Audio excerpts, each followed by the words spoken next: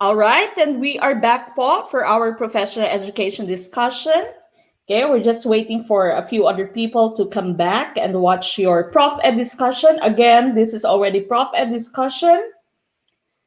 So we're just waiting for a few other people to also join us. Okay, now again, this live stream is brought to us by Mathtinic Philippines. We are in partnership with Mathtinic Philippines. Mathtinic Philippines is a company that sends publication. They have publications, they have books with math tricks and techniques. Okay, these are all very applicable for you who are going to be taking the LET, because of course, you know that the LET does not allow you to use your calculators anymore for general education, except of course, if you have your majorship, which is if your majorship is math or physics, then you might use your calculator, okay? But for general education, wala na po calculator. And so it's very important that you know how to easily solve your math problems, okay? Now, if you're watching us on YouTube, please go ahead and like this video. Wag pong i-dislike, okay? Wag pong i-dislike yung video natin. Go ahead and please like this video if you're watching us on YouTube. If you're watching us on Facebook, then go ahead and share our video, start a watch party, tag your friends. Okay, share this video on your account, share this video on the groups that you have joined. Okay, so maraming salamat po for everyone who's already here. Again, our live stream tonight is brought to us by Mathtinic Philippines, okay, company that will give you publications, give you books with math tricks and techniques. Again, we have good news because our top three scorers tonight will be receiving an ebook from Mathtinic, okay? So abangan nyo po yan. Tingnan natin kung sino magiging top 3 ngayon. Good evening once again, mga kaguro. That's from Ma'am Mary Jean Martires Jaime. Thank you po for starting a watch party. Watching from Alicia Isabella, Ma'am Yurom. Thank you po for starting a watch party. And Sir R.D. Canulos also here. Yes, he's back. He said, thank you for starting a watch party. All right, now we start.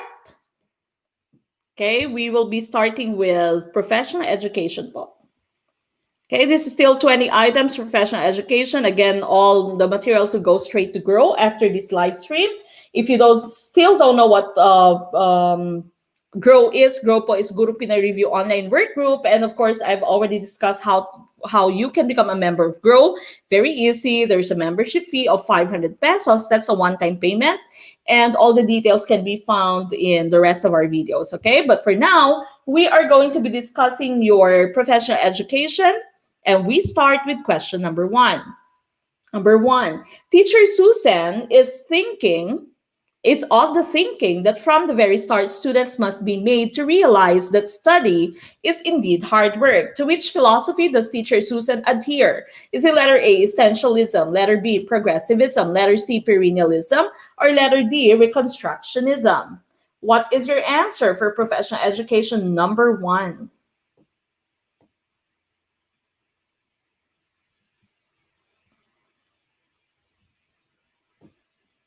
Okay, ano kaya yung tamang sagot for number 1, ProfEd?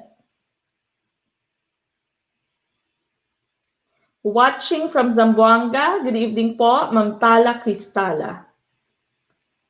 Ma'am Bill Slofar Bolok-Bolok, thank you for tagging your friends. Ma'am Manilyn De La Rosa Fulgencio, thank you po for tagging your friends and for sharing the video. Okay, now a lot of people are answering letter A dito sa Facebook. Ganun din dito sa YouTube, letter A din ang karamihang sagot.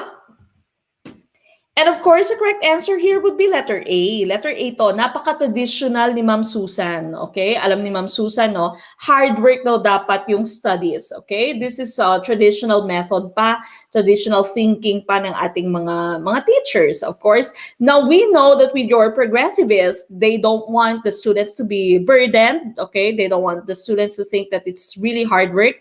They want the students to enjoy learning. And of course, we need to also remember that all the things that we're teaching the students should be applicable, okay? So ngayon nga, no, masyadong nahihirapan yung mga estudyante, hindi lamang yung mga estudyante, pati na din yung guro, pati na din, of course, yung parents, okay? Alam niyo po, maraming bad news, no, na galing sa Iloilo na maraming nagpapakamatay dahil sa module, okay? Because now, napaka-stress ng mga students dahil nga sa modules na meron silang dapat sagutan, okay? But here, the correct answer, of course, would be letter A. That would be essentialism. Progressivism is modern-day teaching. So alam mo na, learning should be fun. Learning is a lifelong process.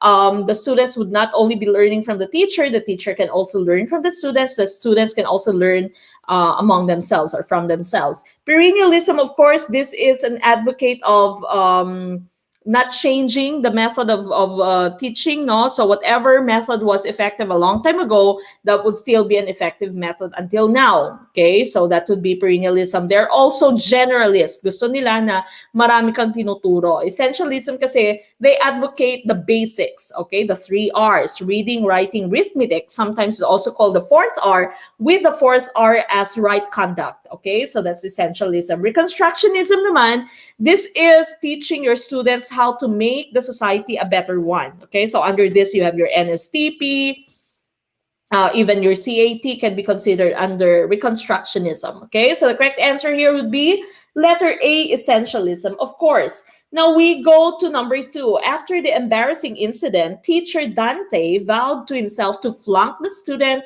at the end of the school term. What has Dante done that is against the guidelines for using punishment? Is it letter A, punishing immediately in an emotional state?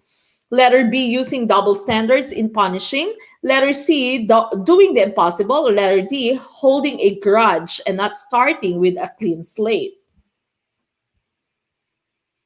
Okay, what do you think is the correct answer?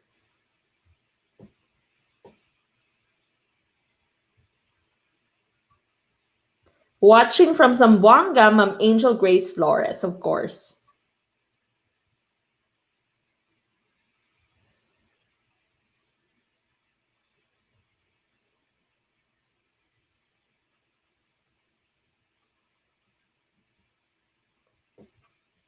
All right, now many people are answering letter D on YouTube.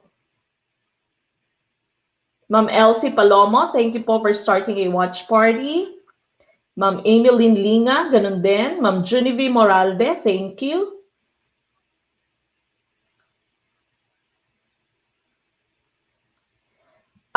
Sir RD, first timer kasi si Sir RD. The question of Sir RD was, with regards to number 1, bakit po essentialism? If you are still not clear on that, we have a separate video on that. It's called the Isms of Education. You can find that on our Facebook page. You can also find that on our YouTube channel. Okay, if this is your first time to watch us, of course, we do live stream Saturdays and Sundays, 7 p.m. But besides from our live stream, we also have so many videos that can help you pass the let. Balikan niyo po lahat ng videos natin. Meron po tayong Gen Ed na playlist. Meron din po tayong ProfEd na playlist sa ating YouTube. Then, of course, you also have the live streams playlist. Okay, almost 40 videos na for our live stream. Ma'am Girly Fedilos, watching from Guimaras. Hello po. Malapit na sa amin yung Guimaras. Sa tabok lang sa Iloilo.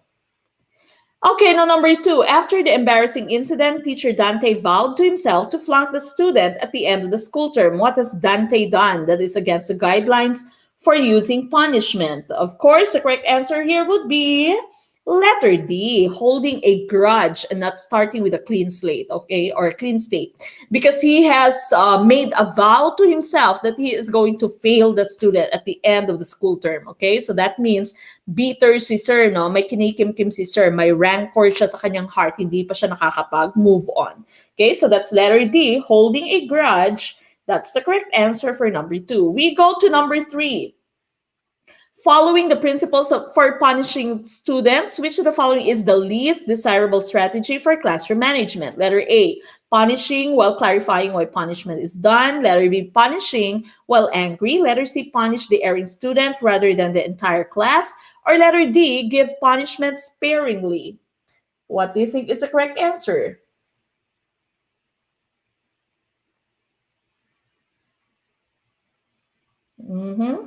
Ma'am Clarence Tango from Tigbawan, Iloilo, kasi Mario, maraming salamat for sharing our video and for your comment here. Halong.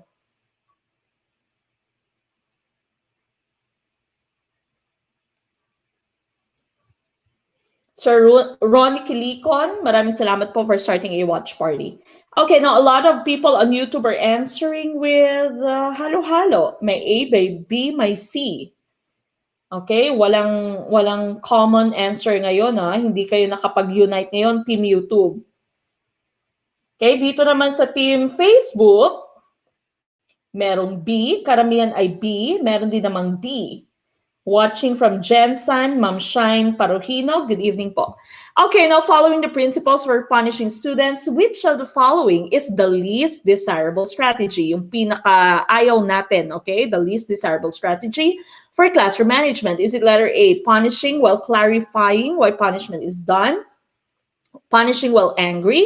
Punish the erring student rather than the entire class? Or letter D, give punishment sparingly. Okay. Now, of course, we know that it cannot be letter D. Okay. We cannot give punishment sparingly, lalo na pag medyo pasaway yung mga bata, no? Of course, for you to avoid this, for you to avoid giving punishments all of the time, you should have set your rules from the beginning of the school year.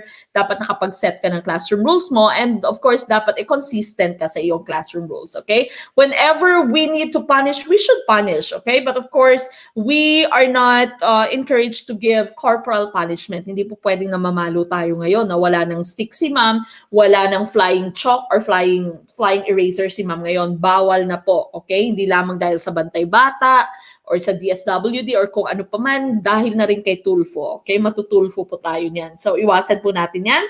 Punishing while clarifying why punishment is done. This is a very good concept in punishment. Kailangan talaga kinaklarify bakit mo siya pinapagalitan, bakit siya may punishment, no? Kahit sa aking 3-year-old, kailangan mo i-explain kung bakit kailangan mo siyang i-punish. Letter B, punishing while angry. And letter C, punish the erring student rather than the entire class. Now, we are torn between B and C. Okay? C is also correct, punish the erring student rather than the entire class. Pero papaano pag siya lang talaga yung may kasalanan? Siya lang talaga yung may kasalanan. Will it be correct that you are going to punish the entire class kung isang tao lang naman yung may kasalanan? Okay? Of course, pag maingay yung karamihan sa kanila or yung buong klase, you should punish them as a class. Okay? But if there's only one person who made the mistake, who made the misconduct, then of course, it is but natural for you to just punish the erring student. Siya lang yung masosuspend, for example, siya lang yung principal's office. And so the correct answer for us here would be letter B, punishing while angry. You need to control your emotions as a teacher. Very difficult po ito. We know, I've always been telling you, the let is ideal. Hindi siya realistic most of the time, no? It's very difficult for you to control your emotions. But if you can, you need to not punish students while angry, okay? So breathe in, breathe out. If you feel like you are going to cry, you step out of the room. Kunwari, nag-walk out ka, but actually you're trying to hold your tears back. Now, you are going to experience this, especially if you are novice teachers, no? First time yung maging teacher, no? Itetest talaga yung patience nyo ng estudyante. So don't punish while you're angry. Okay, don't make the emotions get the most of you. Okay, wag po kayong umiyak. Hold it in, hold it inside. Mag-breathe in, breathe out, and of course, you may just step out for a bit. Okay, you say I need to go to the restroom or excuse me or whatever, and then of course, once you have settled your emotions back, no, bumalik kayo sa classroom. Okay, hindi po pwedeng pinakita mo sa kanila, napakita nyo sa kanila na umiiyak kayo. Okay, letter B is the correct answer. Now we go to number 4. According to guidelines on punishment, what does it mean when the teacher should give the student the benefit of the doubt? Ano namang ibig sabihin ng benefit of the doubt? Okay, what's the answer for benefit of the doubt? Ma'am Sharon Reyes, watching from Butuan. First time ngayon ni Ma'am Sharon. She said, this is definitely not be the last. Thank God I found this live streaming. She's watching from Butuan. Okay, welcome po Ma'am Sharon. Again, balik-balik po kayo dito. And of course, Team YouTube welcomes you with open arms.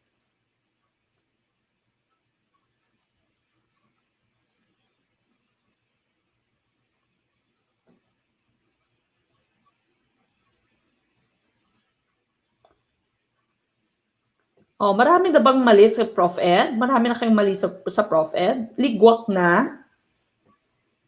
Okay, now a lot of people here are answering, hindi pa rin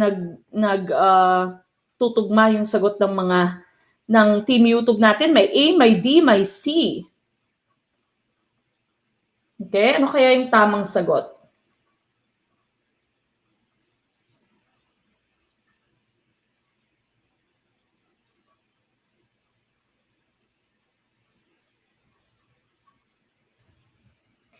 Okay, now again for number 4, according to guidelines on punishment, what does it mean when the teacher should give the student the benefit of the doubt? Hindi lamang sa estudyante mo, no?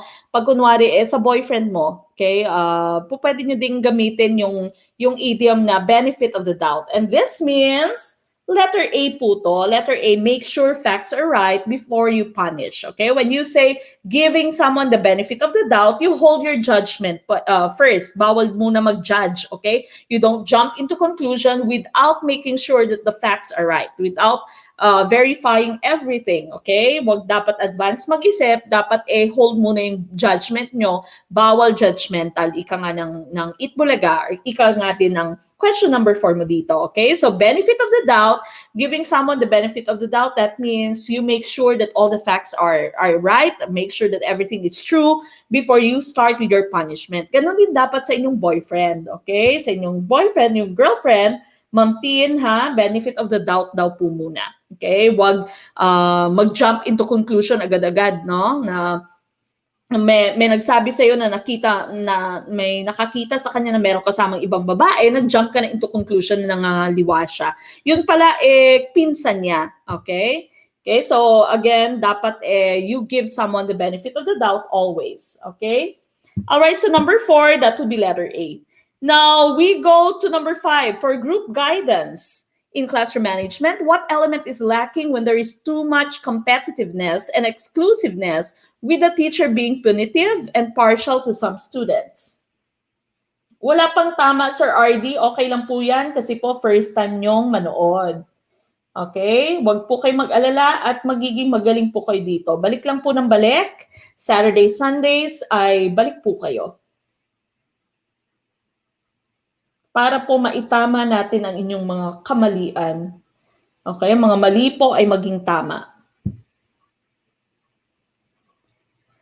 Okay, so again, your question here, question number 5, this has been already posted in Grow. Nandun na to, nasa Grow na ito. Now, this is word per word, okay? Verbatim po yung pagkakalagay ng words dyan, no? Nasa definition siya talaga, nasa Grow na ito.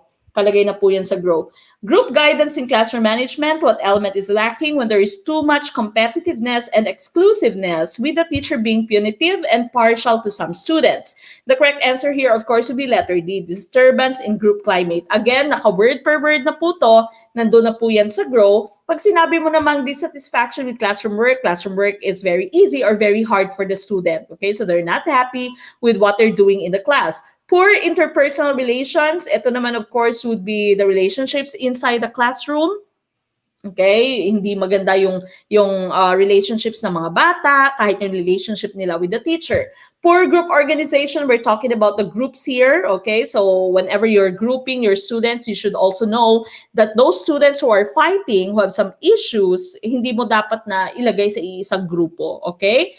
Or you shouldn't be putting all the smart ones together in one group and all the slow ones together in one group, okay? So as a teacher, you should know your students very well. So letter D po ang tamang sagot. Letter D. Okay, again, yes, naulit na po to. Nandyan na po to sa inyong grow din. Balikan nyo po sa grow. Nandun po lahat ng words na yan. Okay, now, number 6. To demonstrate her authority, Teacher Tanya made an appeal to undisciplined students. What kind of appeal did she make by saying, ladies and gentlemen, don't engage in that kind of behavior. You can do much better. Okay, is it letter A, invoke peer reaction? Letter B, exert authority? Letter C, internalizing students' image of themselves? Or letter D, teacher-student relationship? Okay, what do you think is the correct answer for question number 6?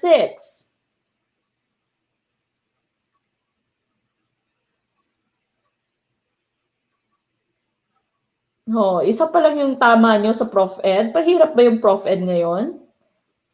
Okay, pahirap na ng pahirap pa. Kaya po yan. Sabi ni Ma'am Bill, kaya po yan, laban lamang po. I hate you, ProfEd na. Sabi ng mga taga-team YouTube.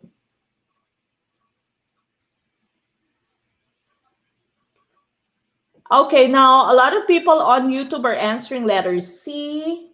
Dito sa Facebook, ganun din. Letter C.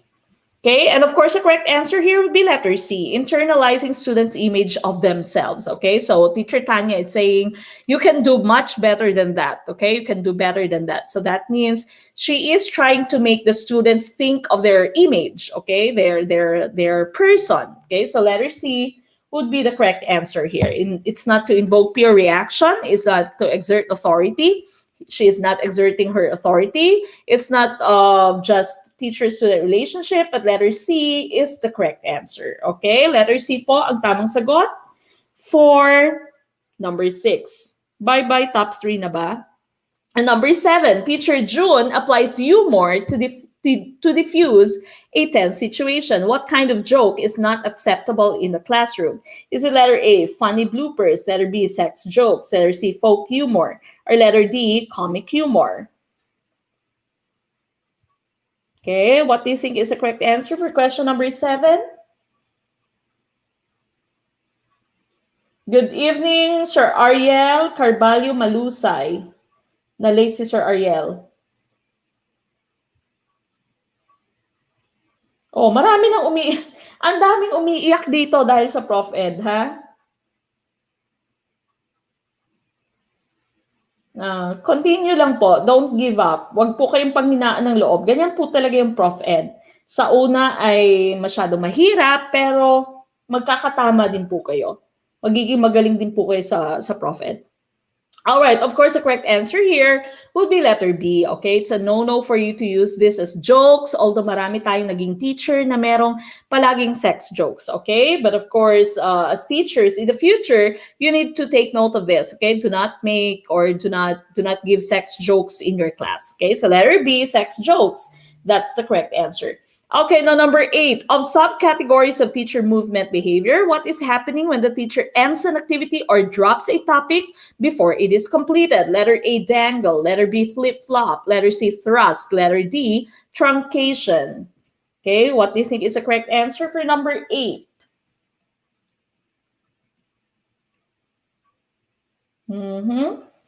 Ayun, tama na din yung Team Facebook. Maraming tama for question number 7. Okay? Ano naman kaya yung number 8? What's your answer for number 8?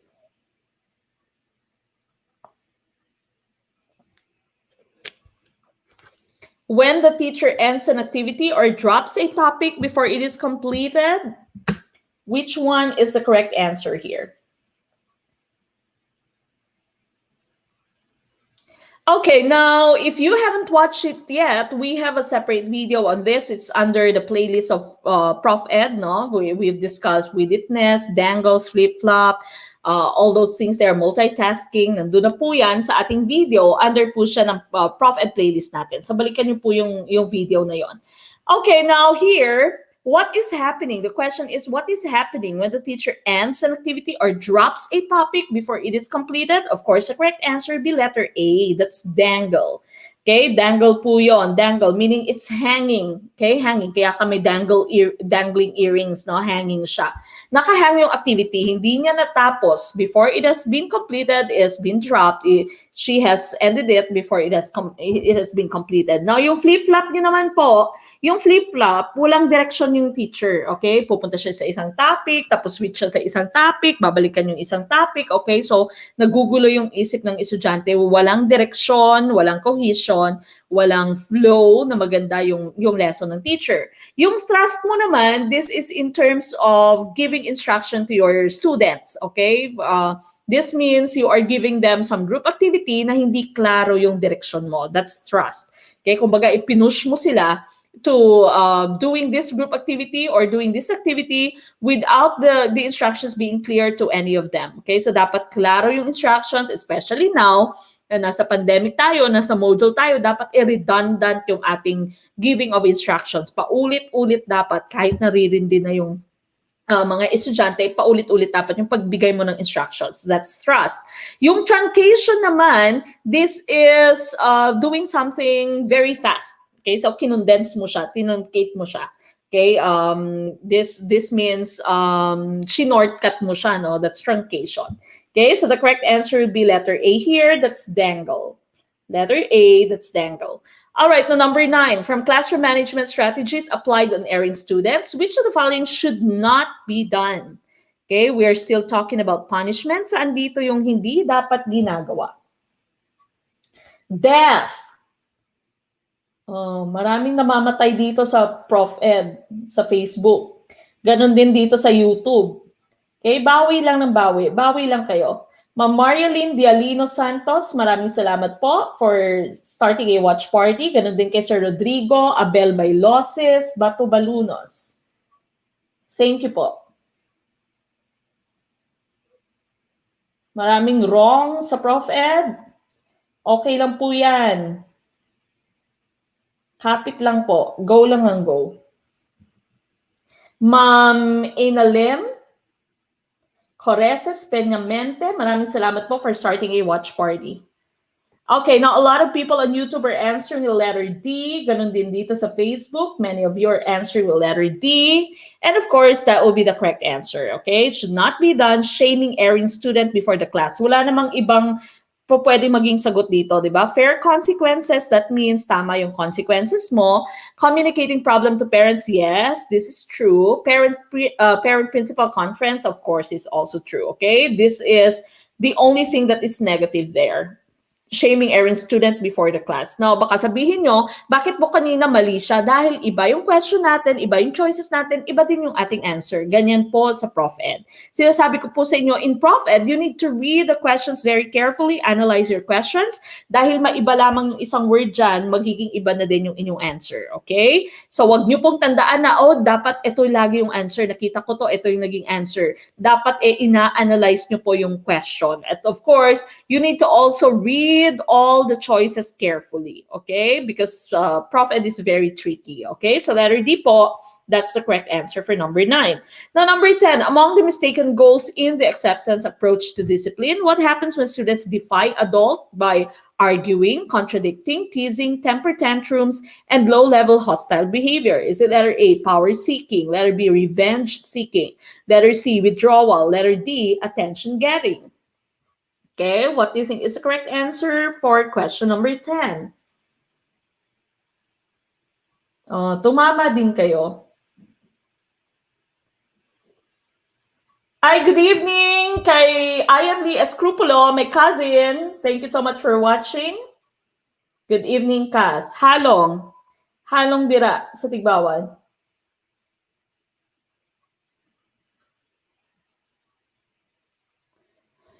Okay, now, hindi na naman nagkakasundo yung mga taga-YouTube. May A, may D. Okay, ano kaya yung tamang sagot? Dito sa Facebook, may A, may B, may D din. Ma'am Jan Christine Zobieto Venezuela, maraming salamat po for starting a watch party. Ma'am Yurom, ganun din. Thank you po.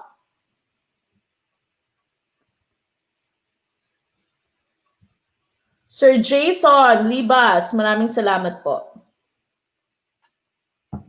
Good evening from Sir Roger Abalos.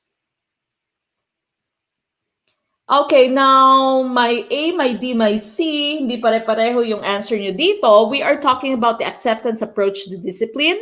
Meron tayong 4 na klase. Of course, when you say power seeking, the student is trying to have a certain power in your class. Okay, now it is very important for you to maintain your authority in the classroom. Dapat hindi kayo nagpapadaig sa inyong estudyante kahit may mga estudyante kayong maldita, kahit may mga estudyante kayong sosyal, no? At they'd want to seek power in your classroom. Okay? Gusto nilang meron silang authority sa classroom by defying your instructions. I don't want to do that. No, why should I do that? I don't want to do that. Yung mga ganon.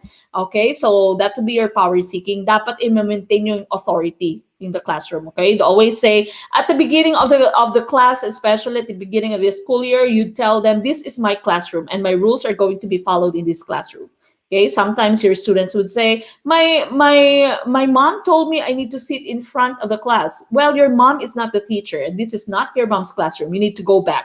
Okay, go towards the back part of the room. You need to also be suplada as a teacher. Okay, lalong-lalo na dito sa amin. Dapat meron ka ding sungay, no? Kasi medyo matataray nga yung mga estudyante, matatapang yung mga estudyante dito. Okay, so hindi po pwedeng anong tawag dito, pwede ka nilang ismulin, pwede ka nilang ma-influence, no? Dapat you maintain your authority inside the classroom. Okay, so that's power seeking. Revenge seeking naman, if your student had some argument, for example, meron ginawa sa kanyang mali, yung isang students, and then he'd want to also destroy the student. Of course, that would be revenge seeking. Gusto niya maghiganti. When you say withdrawal, these are some students who don't want to participate, who'd want to just stay at the corner of the room, don't want to do some group work, do some activities, don't want to recite, don't want to discuss. Okay, those are those students that are withdrawn. Okay, now attention getting naman, these are the students who want you to be always with them. I want you to do this with me. Come. Can you teach me by doing this? No, I want you to. Okay, yan naman po yung attention getting natin, attention getting the students. And so the correct answer here would be letter A. That's power seeking po, power seeking. Okay, dito, here, teaching here in the US, marami akong nag-experience ng ganito dito dahil matatapang dito yung mga estudyante, okay? I've already mentioned this, they have no filter. Sometimes, I've had some students tell me, I'm going to get your head. That means I'm going to kill you. Or I've had students tell me, I'm going to report this to the superintendent, okay? But of course, as a teacher, dapat matapang ka din. Okay, go ahead. I'm going to wait for the email coming from the superintendent, okay? Dapat mataray ka din. At dapat meron ka ding sungay, okay? Dahil hindi po pwedeng shy ka, hindi po pwedeng titiklop ka sa kanila, okay? Hindi po pwedeng ilagay ka nila sa kanilang sariling bulsa, okay?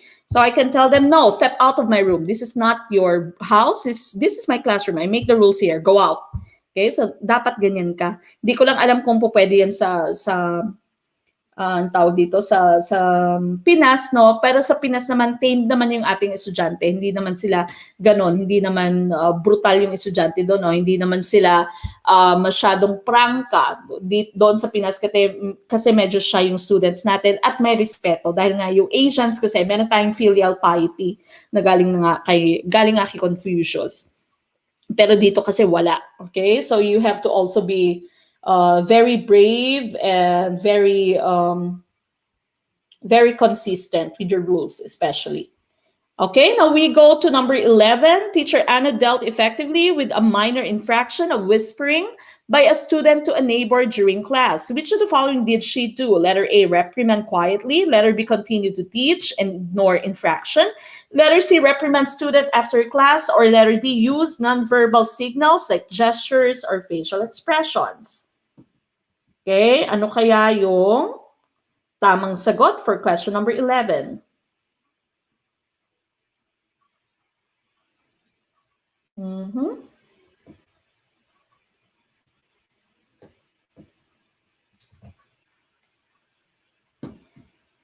All right, what do you think is the correct answer for question number 11? Let's see kung nagkasundo na yung Team YouTube. Okay, Team YouTube, karamihan letter D, yung kanilang sagot. Sir JV Makaraeg, thank you po for tagging your friends. Okay. Sir Ariel, watching from Cebu. Good evening po. All right, so Teacher Anna dealt effectively with a minor infraction of whispering by a student to a neighbor class. Now, it's also very important for us, so whenever we see some misbehavior, that we stop it abruptly. Dapat na-stop mo na siya agad-agad para wag na magkaroon ng ripple effect. That means wag na lumawak, no? Wag nang masyadong maging maraming estudyante na nagmi-misbehave. Okay? And if we can, dapat we should deal with them as quietly as we can. Okay, so reprimand quietly, continue to teach, and ignore infraction. Letter C, reprimand student after class. The correct answer will be letter D, use non-verbal signals. So, pwedeng tingnan mo siya, okay? Pwedeng mag-clear ka ng throat mo, pwedeng maganyan ka, okay? So, these are using non-verbal signals. Letter D, that's the correct answer. Oh, sabi ni Sir Loreto, ni President, basta may close and open parenthesis sa choices, yun na yung tama. Hindi naman. Okay, hindi naman always. Okay, now we go to number 12. Of subcategories of movement behavior, what is happening when the teacher ends an activity abruptly? I've already discussed this. Okay, sinabi ko na to kanina. Ma'am Ajnaw. Ajnaw ba? Lucero Tamundong, maraming salamat po for starting a watch party. Sir R.D. Canulo, thank you for tagging your friends. Ma'am Sai Francisco, thank you for starting a watch party po. Pangalawang ligwak ba? Okay, now iba-iba na naman yung answer ng Team YouTube. Hindi na naman nagtugma ang kanilang mga sagot. Okay, dito sa Facebook, ano po yung sagot ninyo? Of subcategories of movement behavior, what is happening when the teacher ends an activity abruptly? I've already discussed this a while ago. Okay, is it thrust, stimulus-bounded, truncation, flip-flop? Now, again, as I've mentioned, we already have a separate video on this. Nasa nasa YouTube natin na playlist for professional education. Again, when you say thrust, you're asking the students to do an activity without you clearly telling them the instructions. Okay, that's thrust. Pinush mo sila to do a certain activity, pero hindi klaro yung instructions mo. Stimulus-bound naman, or stimulus-bounded, napaka-distracted mo as a teacher. Okay, maraming stimulus na nagre-react ka, nagre-respond ka. Kunwari, nagle-lecture ka, tapos may dumaan sa bintana, okay, si principal dumaan, or yung kumare mo dumaan, feeling mo merong chismis, lalabas ka muna, makikipagchismisan ka. Or kunwari, nakita mo si sir na crush mo, okay, kikiligin ka muna. Okay, so those are some some stimuli that a teacher can respond to. Yung truncation naman, this is when you end an activity abruptly. That's letter C. That's your correct answer. Yung flip-flop would be going from one topic to another. Walang direksyon ang isang teacher. Okay, so letter C po ang tamang sagot dito. Letter C, that's truncation. Truncation, that's the correct answer. Now we go to number 13 of subcategories of teacher movement behavior. What is happening when the teacher goes from topic or activity to other topics or activities lacking clear direction and sequence of activities? I have just discussed this a while ago. Okay, sinabi ko na to.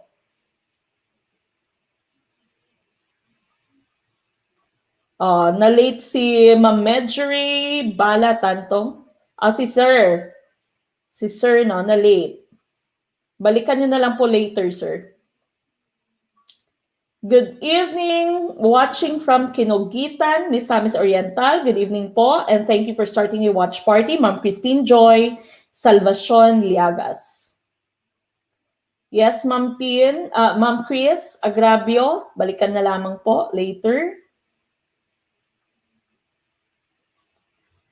All right, now many of you are answering letter D. Of course, I've already just discussed this. Letter D po ang tamang sagot dito. Walang direksyon, flip-flop. Okay, so going from one topic to another, no direction, that is going to be flip-flop. Okay, so 13, flip-flop is the correct answer.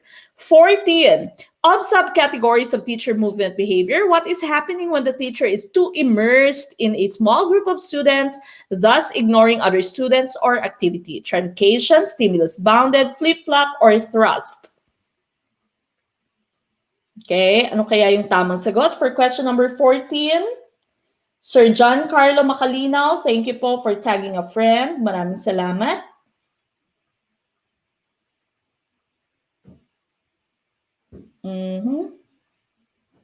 Ganon din kay Ma'am Ashel Verzosa Bartosilio. Maraming salamat po for tagging your friend.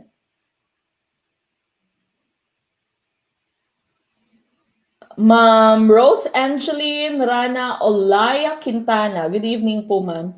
Watching from Malapatan, Sarangani, Ma'am Fatima Dipantar. Okay, now what's your answer? Okay, a lot of you here are answering letter B dito sa Facebook. Ano din? And that would be letter B. Okay, merong stimulus na nagbabind sa'yo, no? Meron kang distraction.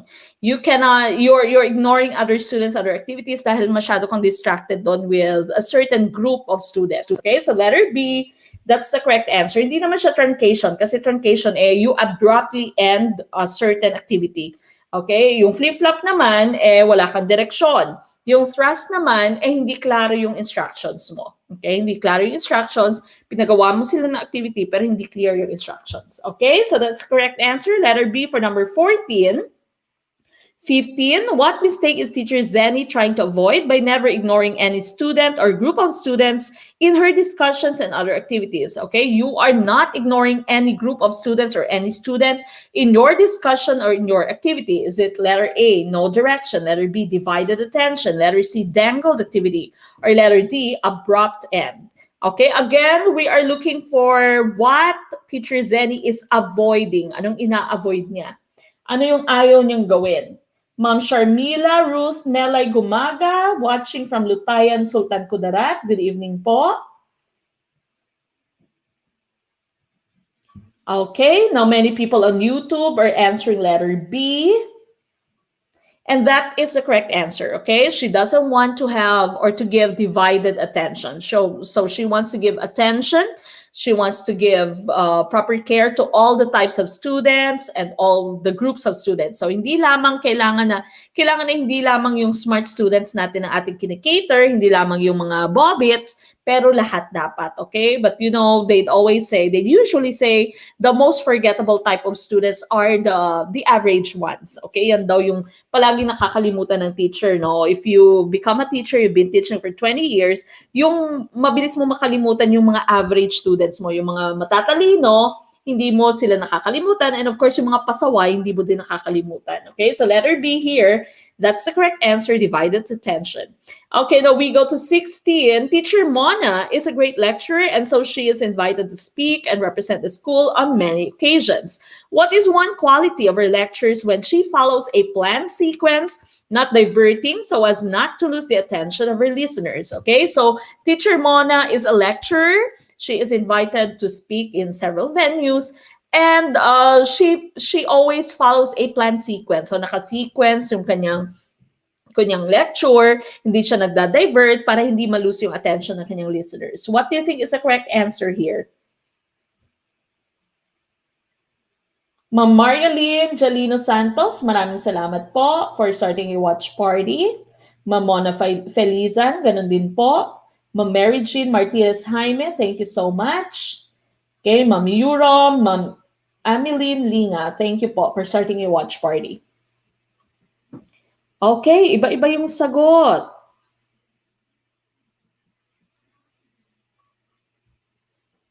Okay, now again, sabi dito ng inyong question, she follows a planned sequence. Naka-sequence yung kanyang lecture, yung kanyang speech. So meaning naka-organize siya. Masyadong organized yung kanyang lecture, okay? hindi siya nagda-divert, para hindi ma-lose yung attention ng kanyang listeners. Is it explicit explanation? Pag sinabi mo explicit explanation, magaling siyang mag-explain, na elaborate niya yung kanyang explanation. That's explicit explanation. Inclusion of elements, lahat ng elemento ini-include niya. Hindi lamang, for example, cognitive, meron din siyang mga values na ini-incorporate. That's inclusion of elements. Continuity, mabilis mong or madali mong maintindihan yung sinasabi niya dahil hindi watak-watak, naka-organize, okay? May continuity yung kanyang lecture, okay? Naka-organize siya in a very good way. Fluency naman, marami siyang ideas, okay? Fluency, being fluent, that means you have so many ideas. So the correct answer here would be letter C, continuity ito. She follows a planned sequence, okay? Continuity, maganda yung organization ng kanyang lecture, and so letter C, that's the correct answer. Okay? Hindi po A, hindi po D.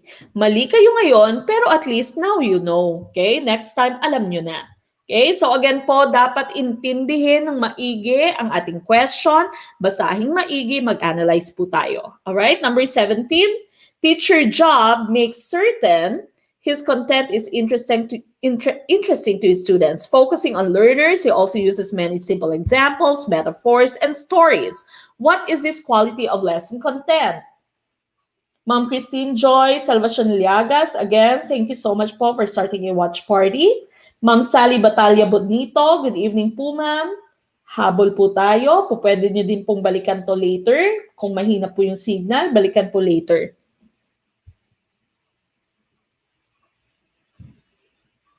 Okay, now, a lot of people on YouTube are answering letter A.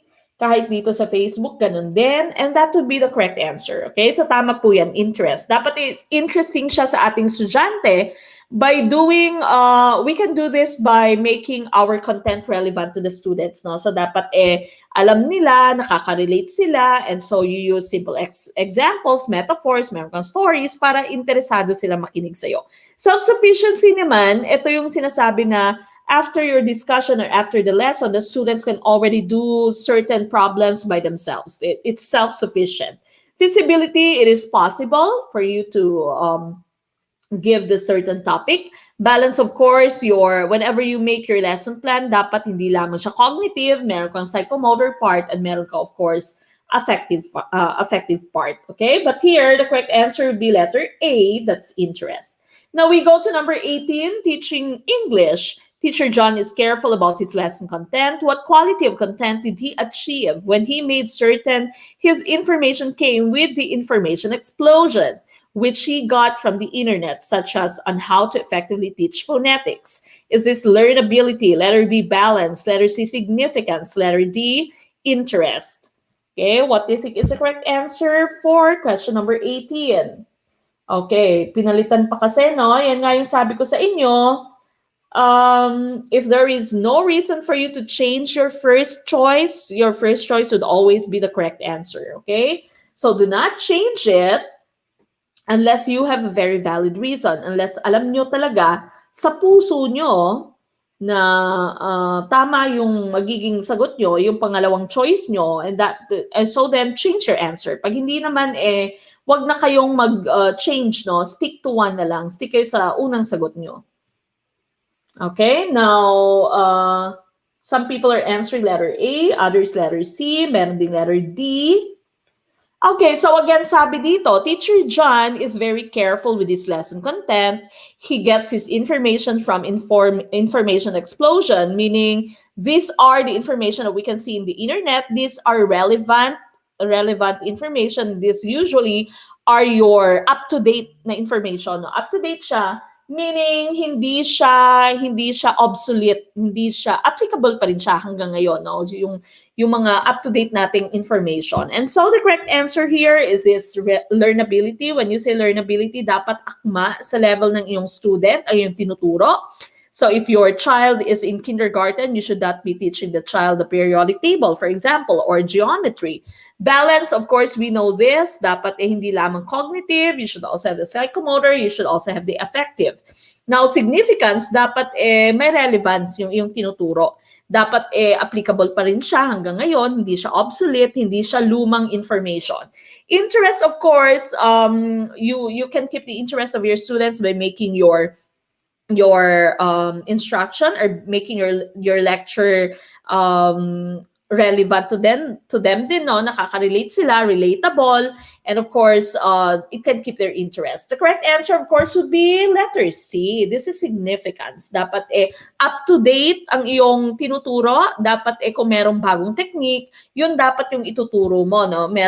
Kasi of course, information is dynamic. Okay? Paiba-iba siya. Hindi siya fixed lang. Hindi siya nagiging ganyan na lang forever. Sometimes there's going to be one very important discovery, for example, and so there's going to be some change in the information. Dapat alam nyo kung ano yung bago. Okay? So that's information explosion or significance of what you're teaching. Okay, now we go to number 19, second to the last among the major goals of Philippine education, which seeks to develop judgment as to right and wrong and commitment to truth, moral integrity, and strengthening of the moral fabric of society, self-actualization, ethical character, autonomy, and culturation. Ma'am Kate Bolo, Ma'am Donna Jane Riva, thank you po for starting a watch party. Maraming salamat po.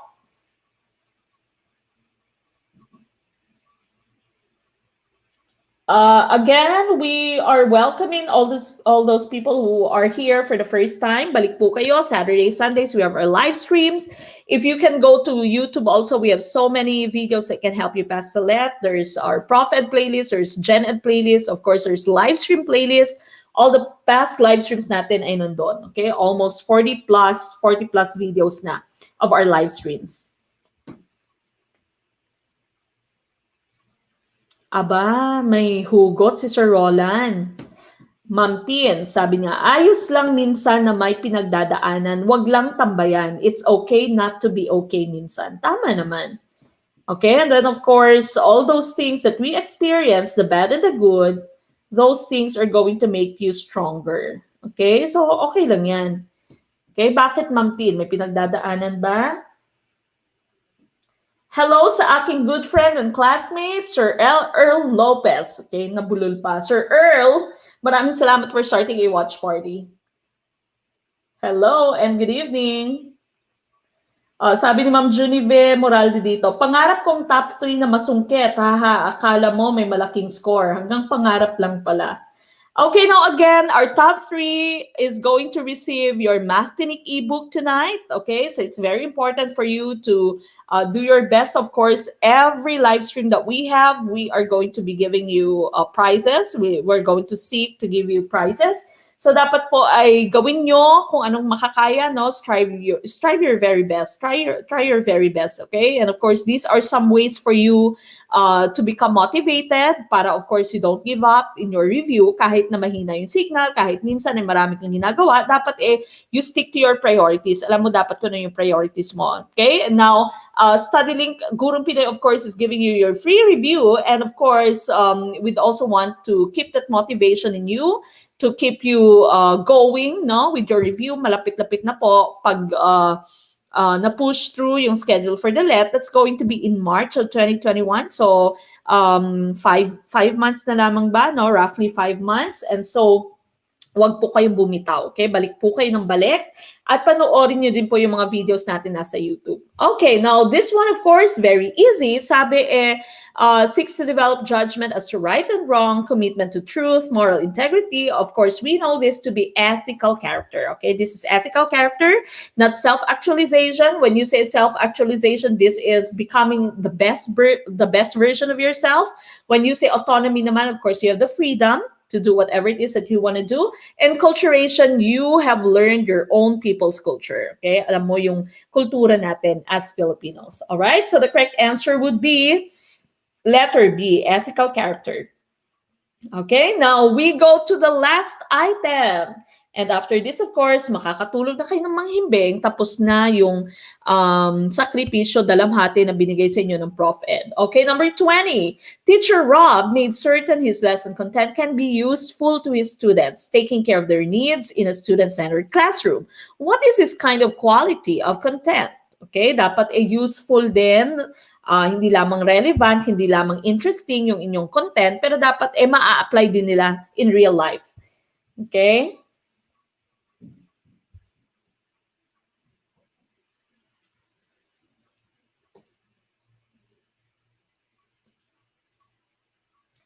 Ano nangyayari, Ma'am Tin? May pinagdadaanan si Ma'am Tin. Alam ng mga taga-Tin YouTube. Ma'am Euron, yes, welcome po. Balik po kayo Saturday night. Again, Saturday night, that's our questions live stream. And make sure din po that you download the answer sheet. Okay? So, usually po, before the Saturday live stream ay nakapost na po yung ating answer sheet para you can just easily download and print it. Okay, now again, after this, make sure that you reply your score doon sa comment nyo na post nyo ng answers nyo last night. You reply your score there so we can easily just get the top 10. Okay, now number 20, Teacher Rob made certain his lesson content can be useful to his students, taking care of their needs in a student-centered classroom. Again, useful. Okay, this is utility. Letter A, utility, usefulness, that's the correct answer. Okay? Oh, so si Ma'am Yuron pala ay friend ni Sir Loreto. Okay, she's watching on Facebook, Sir President. Okay, nasa Facebook po siya. All right, so letter A, utility is the correct answer. All right, so that ends our discussion of your general education, professional education tonight. Again, we are coming back on Saturday night for your questions live stream. Balik lamang po kayo ng balik.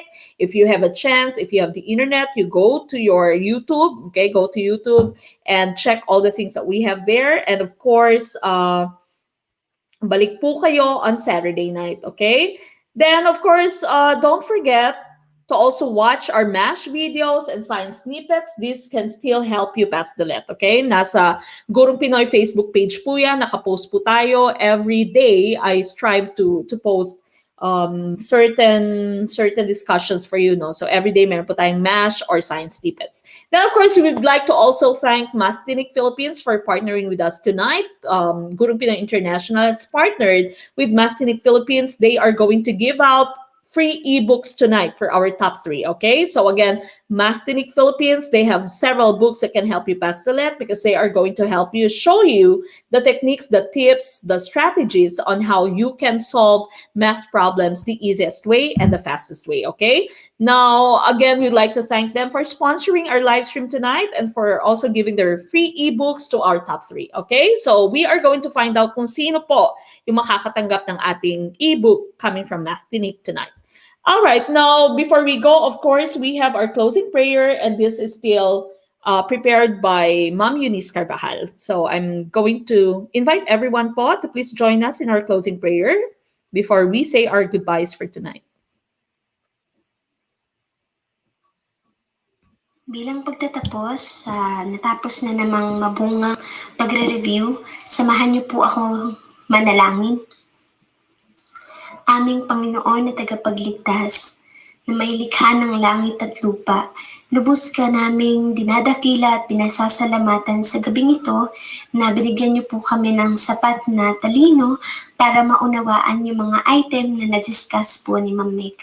We pray na sa panibagong linggo na kakaharapin po namin ay ikaw nga po yung patuloy na magbigay sa amin ng kalakasan at ng malusog na pangangatawan. Di po kami magkasakit dahil sa lumalalang COVID-19. Dalangin din po namin na sa pagdaan ng mga panahon ay magkaroon na po ng sapat na lunas sa COVID-19 at sa ginagawa po naming paghanda para sa board exam, ikaw na nga po ang siyang gumabay sa bawat isa sa amin. Huwag kami mag-overthink at maniwala kami sa plano mo na kami po ay magiging LPTs sa susunod na taon. Lord, thank you for all the blessings that we have each day, even though we are not worthy to have it, even though marami kaming mga pagkukulang sa iyo, you still give it to us, and you are still faithful to every one of us. We know that you have a plan for every one of us, kaya Panginoon, sa inyo ko na nga po ipinagkakatiwala ang lahat, amin nga pong nilalagak ang aming pananampalataya sa mangyayari pa sa mga susunod na araw at maski na sa mangyayari sa susunod na taon, especially sa aming board examination. In this we pray, in Jesus' name, Amen. Amen. So again, atin pong pinasasalamatan si Ma'am Eunice Carbajal for preparing our closing and opening prayers on Sunday live streams. All right, so that ends our discussion tonight, and that ends our night. We are coming back on Saturday and Sunday, of course, 7 p.m. Philippine time for our live streams. Okay, so balik po kayo Saturday and Sunday, 7 p.m. that's Philippine time. So muli, ito po si Coach Mek ng Gurong Pinoy na nagsasabing maliit man na butil ng mga kaalaman, ang dulo nito ay malaking kaginawaan. Maraming salamat po and good night, Philippines. Bye! Stay safe, people. Bye!